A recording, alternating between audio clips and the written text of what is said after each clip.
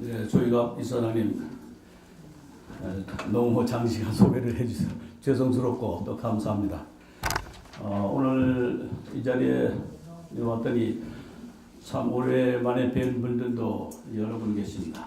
일일이 거명을 하기 어렵습니다만 우리 노예성 동무님, 또 우리 이영우 동무님, 또 언론계 엄사장님, 참 귀한 분들을 뵙게 돼서 참 이렇게 귀한 기회를 주신 것에 대해서 다시 한번 감사드립니다. 그동안 이 통일 문제 시리즈로 쭉 보고를 해온 그 프로그램을 봤습니다. 이대용 공사님은 저도 이제 명호부대 장교로 월남전에 참전을 했었는데 저희들이 오고 난 다음에 그 철수 작전 할 때 맨 마지막에 나오시느라고 그만 월명군 포로가 되신 분 아닙니까? 그러니까 정보기관에 공사로 나가 있었기 때문에 맨 마지막까지 나왔는데 여기 강의를 하셨더라고요. 근데 왜 그분 말씀을 드리냐면은 박정희 대통령 시절에 그 월명군 포로가 된 그 이대용 공사를 귀환시키기 위해서 비밀 협상을 했었습니다. 귀하기 때문에 내용은 공개할 수 없습니다만은 그 정도로 이 남북한 간에는 박정희 대통령 때부터 비밀 접촉이 상당히 치열하게 있었다 하는 것을 이제 말씀을 드립니다.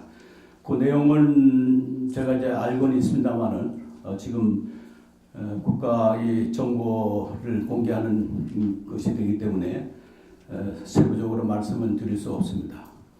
그 당시에 이제 보면은 그 작고하신 그 이범석 장관, 저희 통일부 장관도 하셨는데 인도대사도 하시고 남북제휴회장 수석대표도 하셨고 그분이 우리 측 수석대표를 맡아서 협상을 했었습니다. 그래서 어떻든지 간에 잘 진행이 돼서 귀환을 했었다 하는 말씀을 드리고요. 또 그 다음에 우리 강인덕 선배님, 저희 통일부 장관도 하셨는데 주로 중앙정보부 안기부 시절까지 북한 국장으로 주로 수고를 하셨습니다. 강인덕 장관 말씀도 왜 드리냐 하면은 우리 한국 정부의 대북 전략과 협상 전략은 사실상 이 통일부는 바지 저고리였고 정보기관이 다 주도했다는 것을 말씀드리는 의미에서 강인덕 장관님의 거명을 집했습니다. 그리고 안창일 박사는 건대에서 그 박사학위를 했는데 제가 이 고대는 졸업했지만 그 선배로서 그 지도를 한 그러한 탈북자 출신 그 1호 박사입니다. 그래서 여기 선사연에 참 강사 섭외 능력이 대단하시다는 것을 느꼈습니다. 우리 그 전영원 박사님은 고대 이제 후배인데 이 정치학과 직계 이제 후배입니다. 이 고대 박사들 그 모임이 안암정치학회, 안암골 호랑이라 그래서 안암정치학회라고 그럽니다.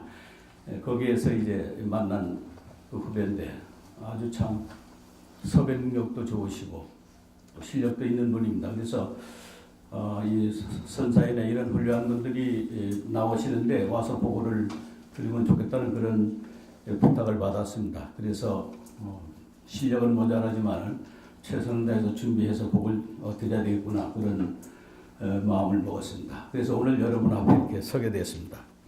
역대 정부의 이 통일 정책의 변천사를 보고하라는 게 주문 사항입니다. 그래서 어떻게 보면 10분의 대통령 정부를 이 통일정책 중심으로 지배한다는 게 간단치는 않지만은 68년 통일정책사를 정리를 해드림으로써 여러분들께서 앞으로 남북한 관계, 또 한반도 주변 상황, 또 통일정책과 대북정책을 분석평가하시는데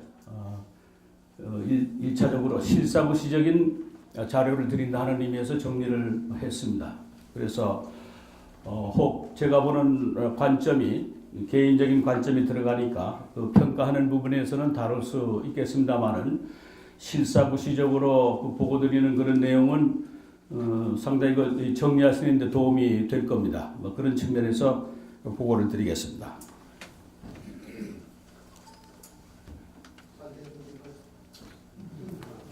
이게 됐네. 이 통일정책, 대북정책을 분석하실 때 그 출발점을 정리를 하시는 게 필요하다고 생각합니다. 통일정책 할 때는 평화통일정책이 할 것입니다. 전쟁은 또다시 일어나서는 안 됩니다. 그리고 북한의 대남전략 시간에 보고받으셨겠습니다마는 폭력혁명은 절대로 허용해서는 안 될 것입니다. 그리고 두 번째는 있는 그대로 보는 실사구시적인 접근법을 터득을 해야 됩니다. 그리고 역지사지적인 자세를 견지해야 될 것입니다. 상대방의 입장에서 보면은 내 입장에서만 보는 그런 전략 구도하고는 다를 수가 있기 때문에 그렇습니다. 그리고 한반도 상황이 냉엄한 이중적인 상황이다 하는 것을 먼저 마음에 두고 출발을 해야 될 것입니다. 북한 하면은 적이면서 동시에 통일대화 상대지 어저께는 군사적으로 적이고 오늘은 대화 상대다 이런 개념이 아닙니다. 야누스적인 그 얼굴을 한 것처럼 적이면서도 통일대화 대상하고 우리가 대화하고 통일하는 것이다. 이런 관점이 출발점이 돼야 됩니다. 따라서 지금까지 한 70년대까지 70년사를 쭉 통해서 내려온 이데올로기 편향 중심으로 보면은 우리의 대응 전략이 마련하기가 어려울 것입니다. 또 통일대박론, 통일대박 이전에 평화대박이 있어야 되고 교류협력 대박이 있어야 한다는 점에서는 통일대박이 금방 오는 게 아니다 하는 그런 관점에서 출발을 해야 될 것입니다.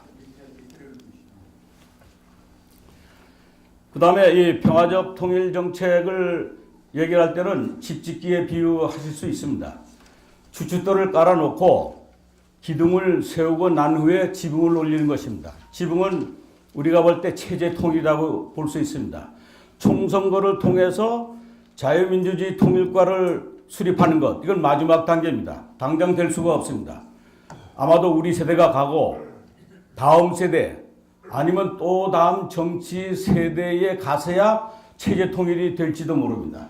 그래서 그 이전에 해야 되는 것은 평화, 교류협력 문제에 집중을 해서 실질적인 통일을 지향해야 되겠다는 그런 개념이 성립이 될 것입니다. 솔직히 지금 한반도는 마지막 냉전지대 아닙니까? 아직 냉전 그 체제가 풀리지 않아 있습니다. 이 냉전 체제를 어떻게 끝내느냐? 이것은 군사 문제를 집중하지 않고서는 안 됩니다. 이 통일 문제를 막연하게 평화적인 통일론만 얘기해서는 되질 않습니다. 휴전선 문제를 어떻게 하느냐, 이게 핵심입니다. 그런 관점에서 대북 정책을 봐야 될 것입니다. 그 다음에 마지막에 민주선거를 하려면은 독일 통일에서 우리가 교훈을 얻듯이 북한 동포들의 마음을 얻어야 될 것입니다. 그래야 발걸음을 옮겨가지고 투표장에 가서 손으로 찍을 때 어느 체제를 선택할 것인가, 그거는 북한 동포들의 마음을 얻어야 한다고 생각을 합니다.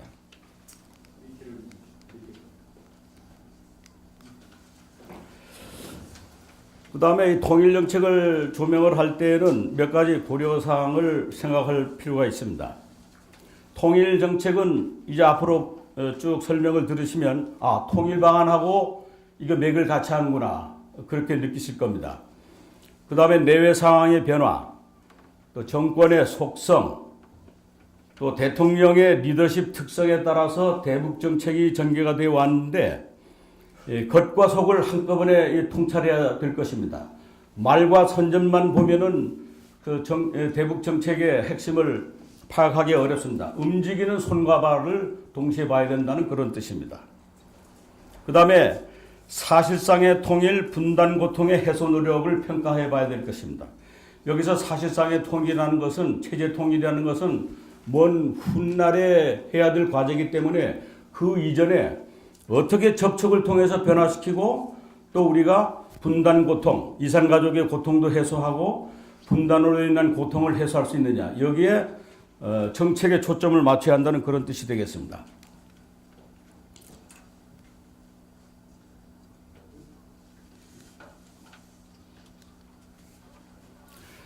그리고 결론부터 먼저 말씀을 드려서 보고를 드리는 게 좋겠습니다. 이승만 정부로부터 박근혜 정부까지 민주 원칙은 역대 정부가 그대로 다 받아 있습니다. 이것은 이승만 대통령 때부터 남북한 자유총선거 방안을 통일 방안에 넣었는데 이것은 변함없이 지금까지 오고 있습니다. 그래서 어떤 점에서는 대한민국의 역대 정부의 통일 정책은 총선거 방안이라 해도 과언이 아닙니다.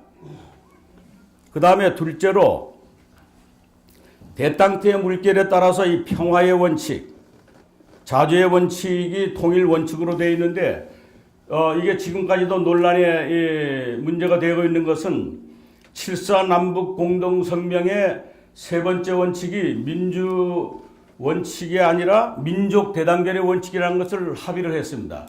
아마 이 문제는 전문적인 입장에서 통일 문제를 들여다보신 분은 지금도 논란을 할 수 있는 그런 부분이라고 생각합니다. 군사 정부에서 특징의 하나는 군사 정권에 있는 사람들이 평화 통일 방안이라는 것을 깊게 연구를 안 했기 때문에 학계와 사계, 언론계의 전문가들을 총동원해서 통일 방안을 만들었기 때문에 어떤 점에서는 그 어느 정부 때보다도 통일 방안은 제대로 정립했다 이렇게 볼 수 있어요. 그래서 노태우 정부에까지 만들어 놨던 한민족 공동체 통일 방안을 김영삼 정부에 와서 한자를 떼고 민족 공동체 통일 방안으로 됐는데 그것이 지금까지도 통용되고 있다 이렇게 보시면 됩니다.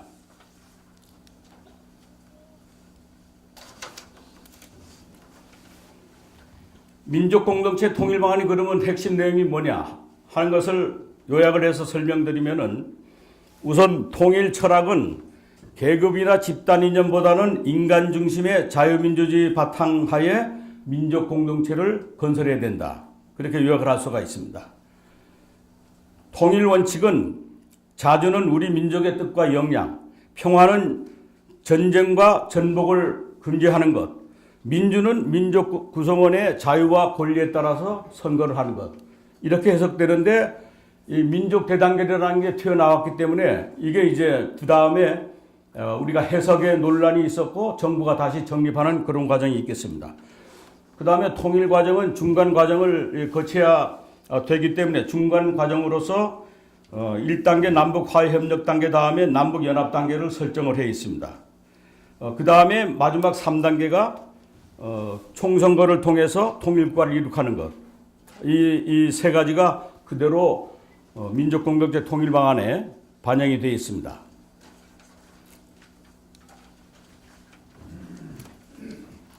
노태우 정부의 한민족 공동체 통일 방안을 보시면 자주 평화 민주 이렇게 되어 있지 않습니까?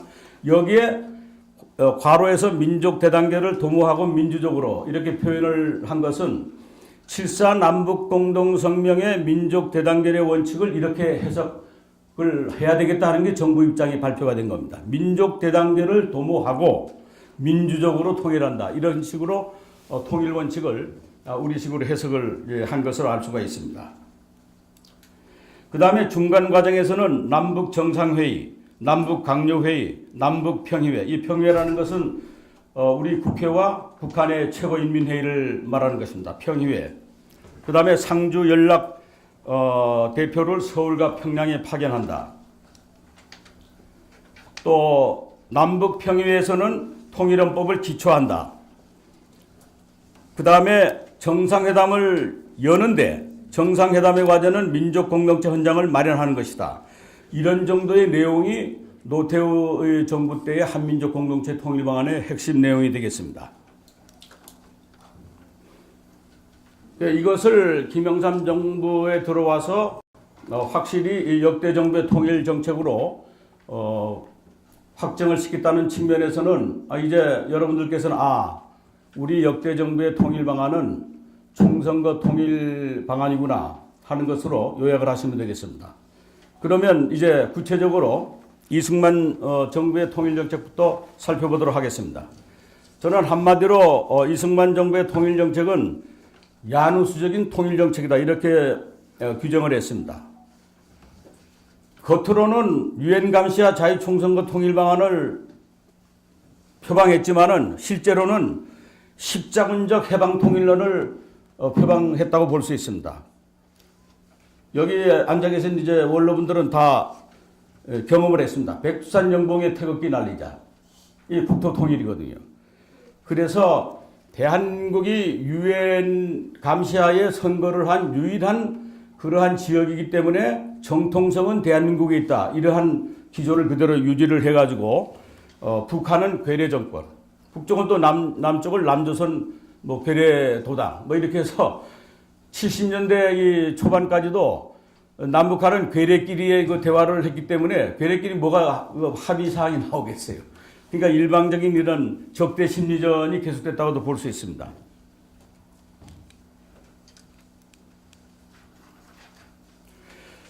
그 당시의 상황을 보면은 동서냉전의 결정적인 영향이 변수로 작용했다 이렇게 볼 수 있습니다.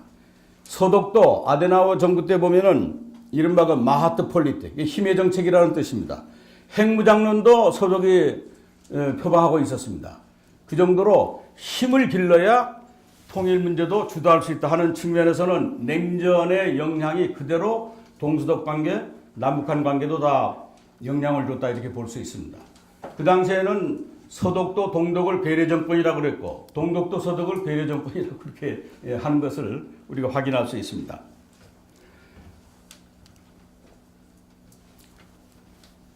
(59년에) 이 대통령께서 통일 성전론을 자극을 한 것을 기억하시는 분 기억하실 거예요. 미군이 지원 없이도 북한의 공산주의 괴뢰를 몰아내고 통일할 수 있다.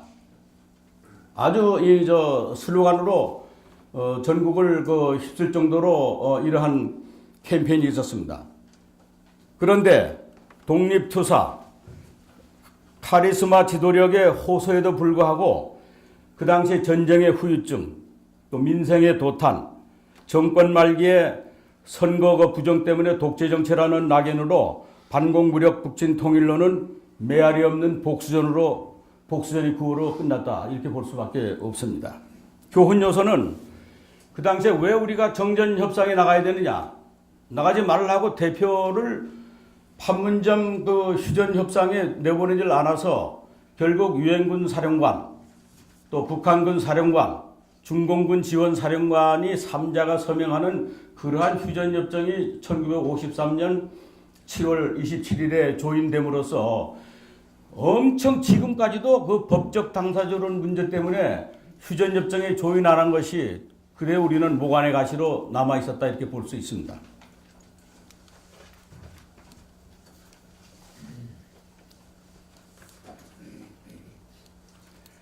이 총선거 통일 방안은 묘하게도 북한이 남북 연방제 방안에 보면은 북한도 이 선거 방안을 그대로 수용을 했었습니다.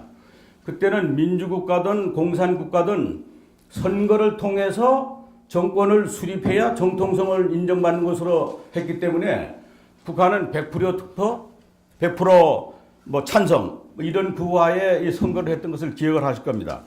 그런데 최근에 와서 낮은 단계 연방제안에 보면은 총선거 방안을 빼버렸습니다. 이것은 1990년대 들어와서 동서독이 통일된 다음에 다음은 조선반도 차례다.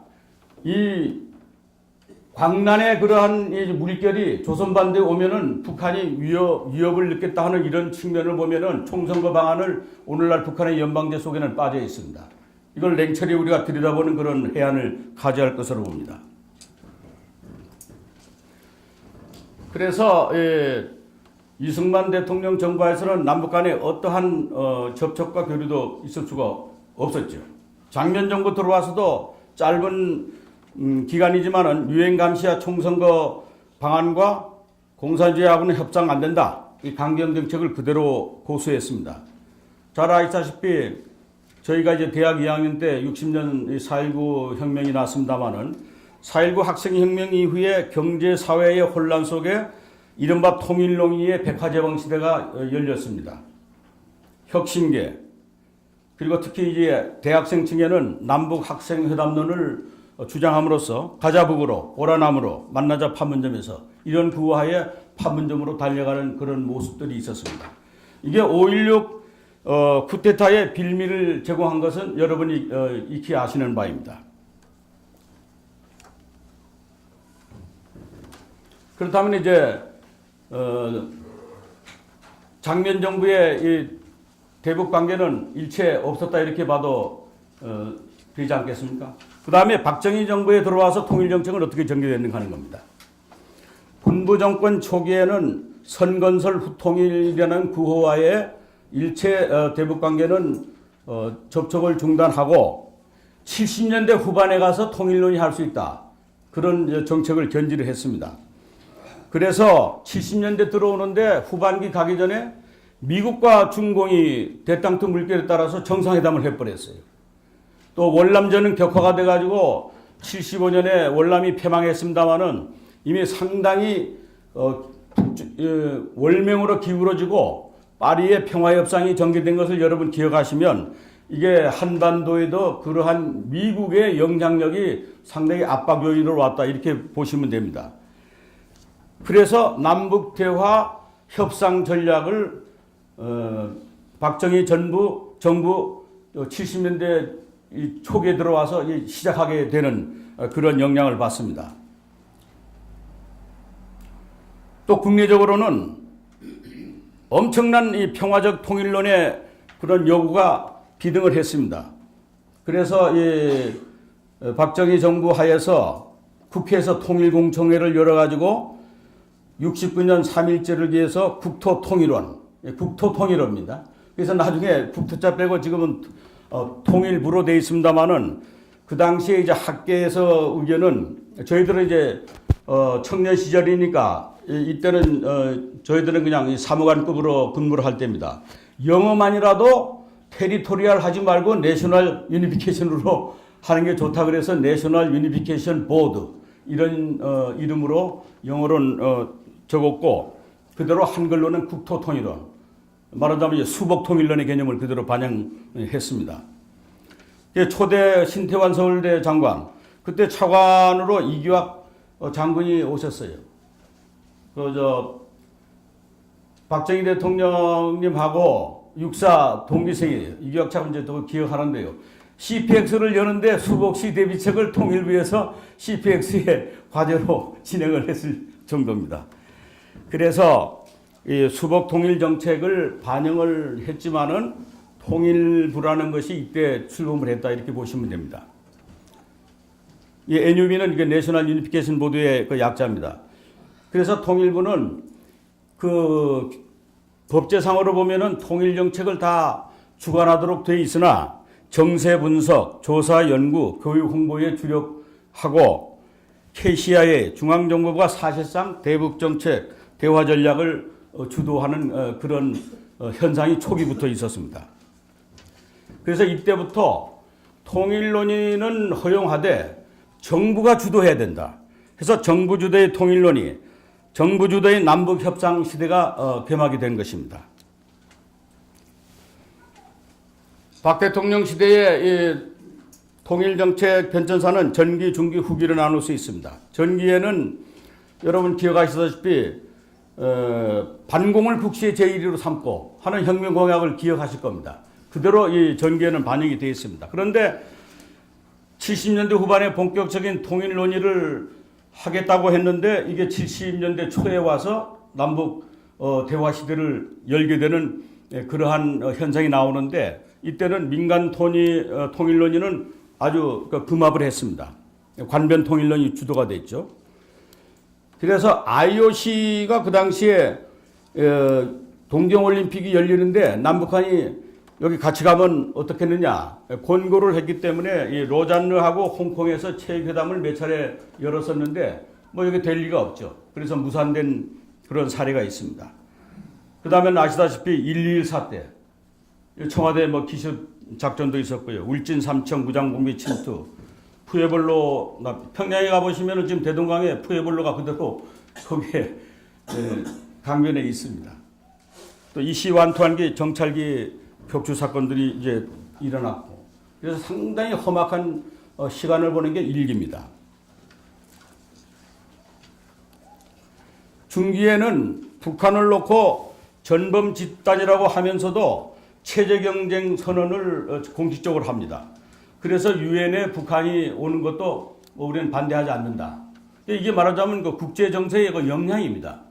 미국과 중국이 그렇게 대땅투로 국교 정상화하고 또 나중에는 이제 동서독이 가입을 하게 되니까 이 국제 정세에 그대로 이 물결에 부합하는 그러한 정책들이 나왔다고 볼 수 있습니다.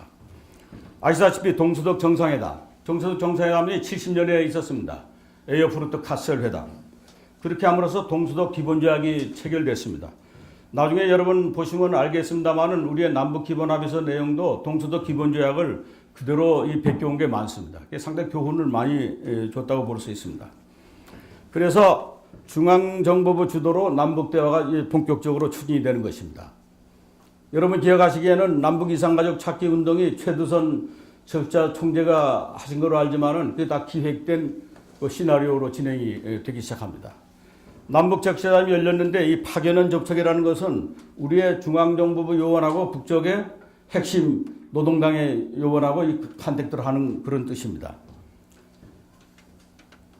그래서 맨 먼저 합의되는 것이 판문점에 상설 연락사무소를 설치하되 직통전화를 개설한다. 이 직통전화는 적십자사가 쓰는 게 아니고 KCIA가 이제 운용했다는 것은 뭐 다 아는 사실입니다.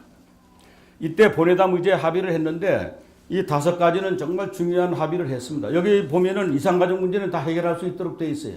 그러나 오늘날 콘크리트 건물만 지금 금강산에 있지 이산가족들의 한은 아직도 정말 이 시간에도 소천한 분들이 계실 정도로 그 비극은 계속되고 있다 이렇게 말씀드릴 수 있습니다. 이 박정희 정부의 비밀 접촉 이게 상당히 깊게 진행됐다는 건 여러분 이미 다 아시는 사항입니다. 정홍진 KCIA 국장이거든요. 서울대 출신인데요. 상당히 부드러운 분이에요. 북쪽은 김덕현. 두 사람이 마크 접촉을 11차례나 해가지고 이후락 김영주 회담을 합의를 하는 것입니다. 김영주라면 여러분 알다시피 김일성 실제 아닙니까? 건강이 상당히 안 좋은 그런 사람인데 당 중앙조직지도부장을 하고 있을 때입니다. 그래서 중앙정보부장실하고 노동당 조직지도부장실 간의 직통전화가 개설이 된 겁니다. 그리고 그 당시에는 방공법, 국가보안법이 그대로 다 통과된 상황이 있었기 때문에 그 결재난도 보면 통치권 차원의 특수지역 출장 명령을 해서 기한이 돼 있어요. 근데 이제 7.4 남북공동성명이 나오니까 학계에서 여러 의견들이 나왔습니다만은 제 책에도 그 동상이몽의 드라마라고 이렇게 표기를 했습니다만은 하필이면 12월 27일 같은 날짜에 유신헌법이 통과되고 북쪽에는 사회주의 신헌법이 통과돼 가지고 이 권력의 정상 극과 극은 통한다는 이런 비판이 많이 일었어요. 또 유신 체제를 옹호하기 위해서는 이 남북 대화를 해야 되는데 이게 민간이 여기서 나서는 안 된다 해가지고 금합하는 그러한 현상들이 그때 있었습니다. 여러분 기억하시다시피 그때 참 이우락 중앙정보부장이 우리 국민을 좀 우습게 알았죠. 뭐 청산가리를 호주머니 넣고 갔다 그렇게 했습니까? 이미 다 그 정홍진 국장에 가서 길을 다 깔아놨는데 혹시 위험할지 모르니까 나는 청산가리 가지고 갔다 왔다. 근데 이제 그걸 우리 국민들이 이제 들으면서 그 박수 치는 분은 거의 없었습니다만 지금 생각하면은 참 이게 정보기관끼리 이런 대화를 하면서 말이죠. 국민을 알기를 우습게 한 그런 대목이 되겠습니다. 그래서 김일성 면담할 때 한 가지 중요한 거 받아낸 것은 그 1.21 사태, 그 김신조를 중심으로 한 무장공비 청와대 바로 옆에까지 왔지 않습니까? 종로경찰서장이 그냥 건물 나갔다가 바로 거기서 총 맞아서 이렇게 순직하고 한 그런 사건이 벌어졌는데 김일성 주석이 당시 그렇게 사과를 했어요.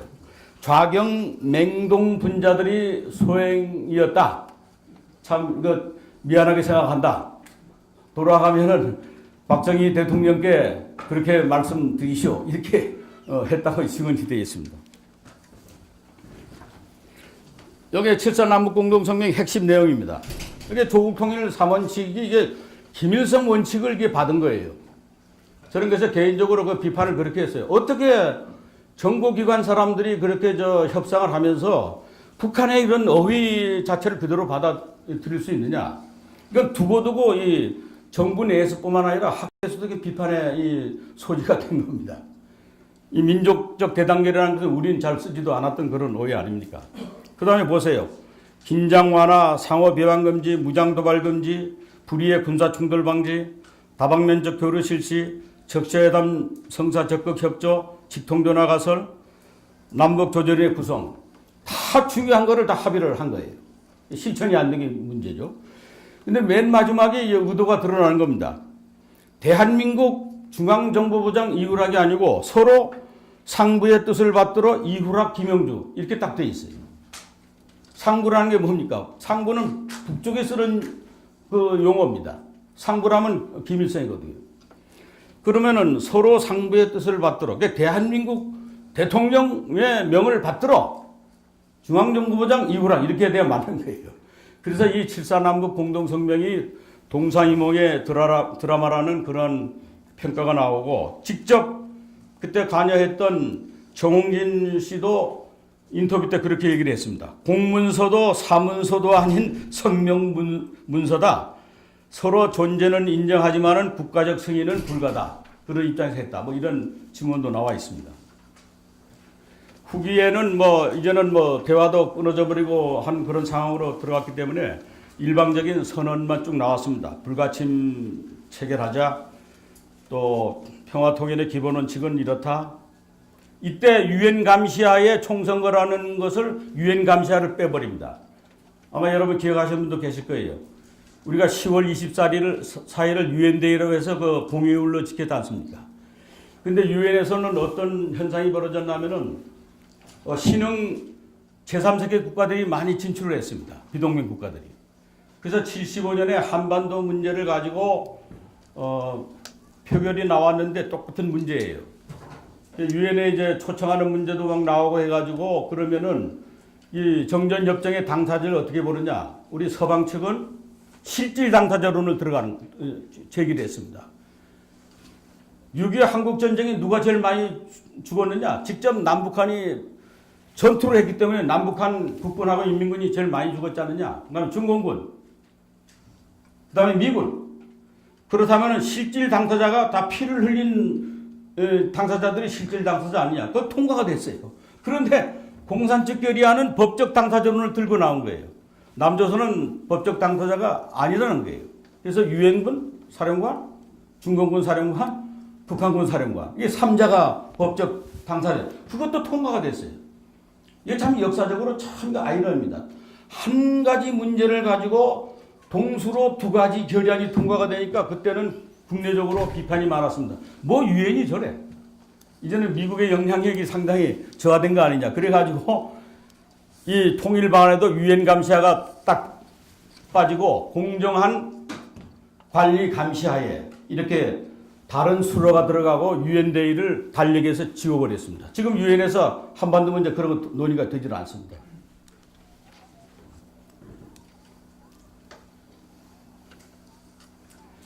그래서 이 유신체제의 명분론, 그 다음에 대화 협상의 파트너 서명 주체의 그런 그 인정을 안 함으로써 온 우리의 그런 어려움 같은 것이 이제 지적이 된다면은 소위 그 사실상의 국가적인 실체 인정 문제가 그때부터 논란이 되는 겁니다. 그러면 협상 테이블에 나온다면은 상대방을 인정 안 하고 어떻게 협상할 수 있느냐.